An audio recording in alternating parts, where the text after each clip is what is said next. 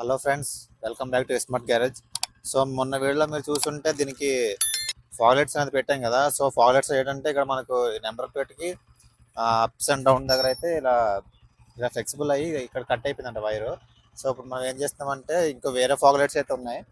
So ఆ ఫాగ్లెట్స్ అయితే దీనికి ఇన్స్టాల్ చేస్తున్నాం. అయితే చిన్న సైజ్ ఉంటాయి అనమాట. సో అవి మీకు ఇన్స్టాల్ చేసి చూపిస్తాను అనమాట. మనం ఇన్స్టాల్ చేయాలంటే ఏం లేదు, ఫస్ట్ ఆఫ్ ఆల్ మనం డూమ్ ఒకటి రిమూవ్ చేసుకుని సరిపోద్ది.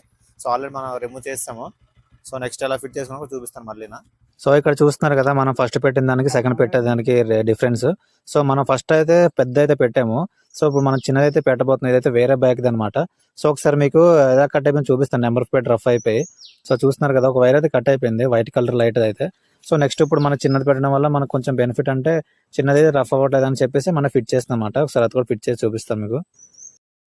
ఫ్రెండ్స్ చూసుకోవచ్చు, యాస్టీస్గా మనం కిందనైతే ఫిట్ చేస్తాము. చూస్తున్నారు కదా, చిన్నవైతే ఇవ్వండి, పెద్దవైతే మన చేతిలో ఉన్నాయి, చిన్నవైతే పెట్టాము.